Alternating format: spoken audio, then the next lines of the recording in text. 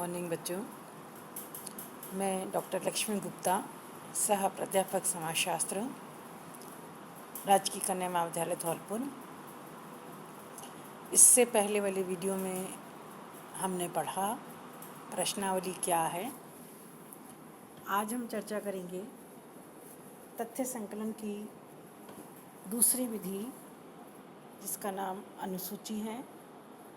अनुसूची तथ्य संकलन की विधि के तौर पर किस प्रकार उपयोग में लाई जाती है।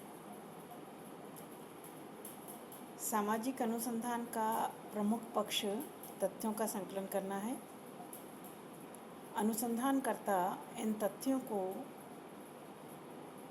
किन संकलन विधियों से एकत्रित करे, इसके दो प्रमुख स्रोत होते हैं।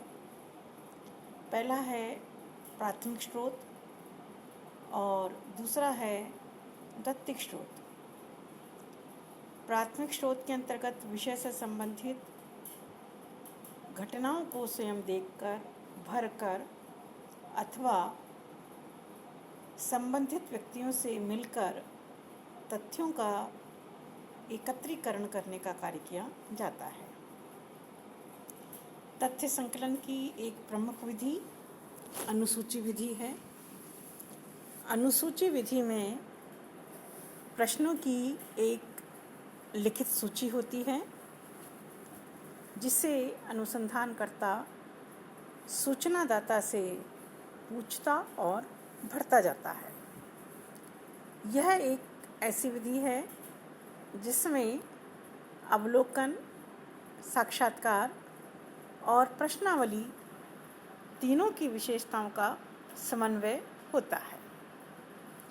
अनुसूची की प्रकृति एवं उसके उद्देश्य को ध्यान में रखते हुए विभिन्न विद्वानों ने इसे अनेक रूप में परिभाषित किया है।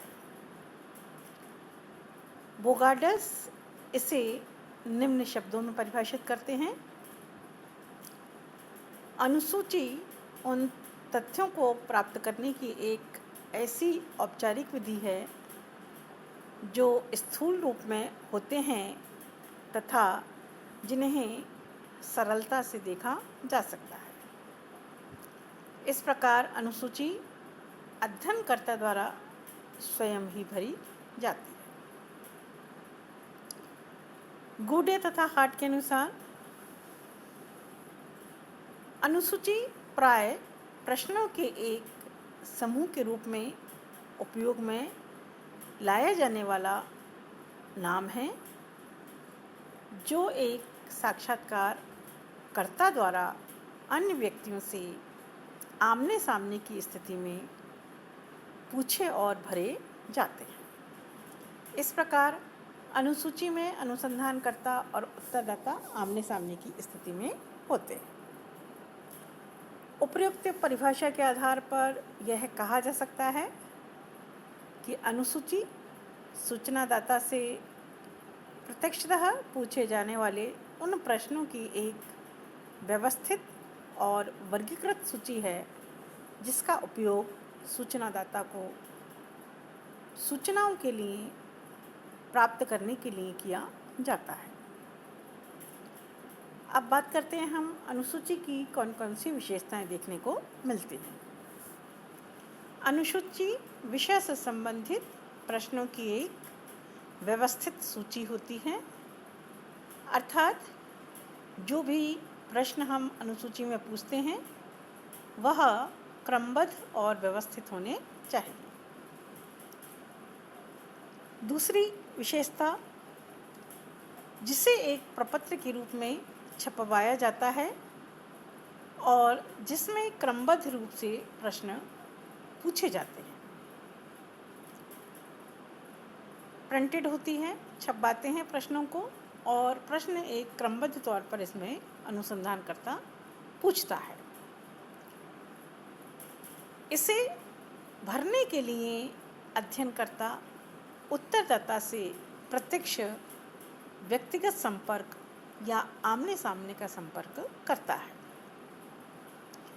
अनुसूची में उत्तरदाता और अनुसंधानकर्ता आमने सामने की स्थिति में होते हैं।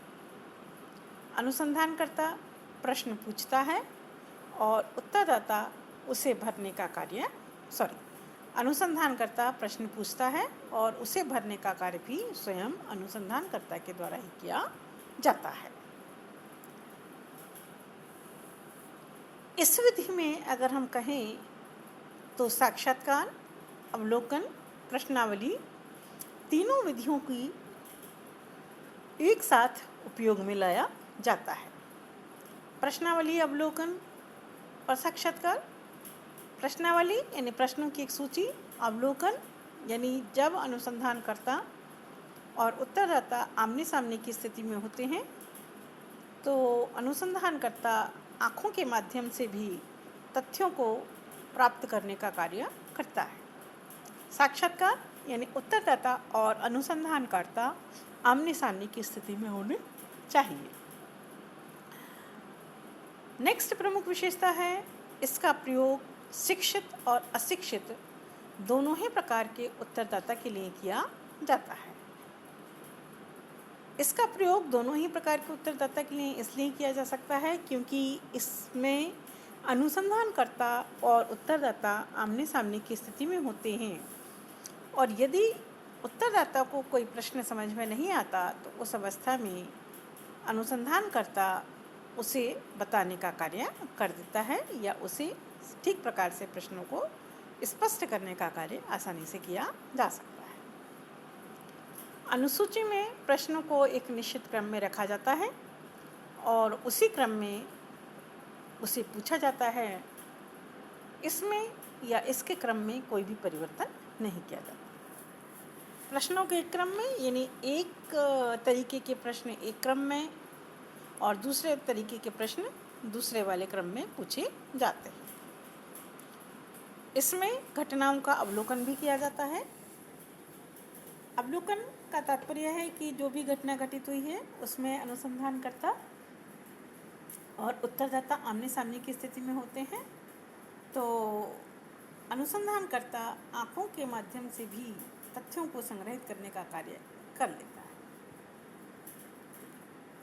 अनुसूची अध्ययनकर्ता पर नियंत्रण रखती है जिससे वह अध्ययन विषय से परे ना हटे, क्योंकि अनुसूची में पूर्व निर्धारित प्रश्नों की एक सूची होती है और सूची होने के कारण वह उन्हीं प्रश्नों को पूछता है जो उसकी अनुसूची में उसमें शामिल किए गए, जिससे अनुसंधानकर्ता अपने विषय से इधर उधर भटकने का कार्य नहीं कर पाता और जो प्रश्न उसे वास्तव में पूछने चाहिए उसे वह पूछने का कार्य आसानी से कर लेता है।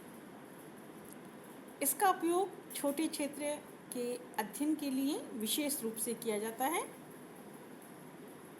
छोटे क्षेत्र के अध्ययन से तात्पर्य यहाँ ये है कि अनुसंधानकर्ता और साक्षात्कारदाता दोनों आमने सामने की स्थिति में होते हैं तो बृहत क्षेत्र का अध्ययन करना इस विधि के माध्यम से थोड़ा कठिन है।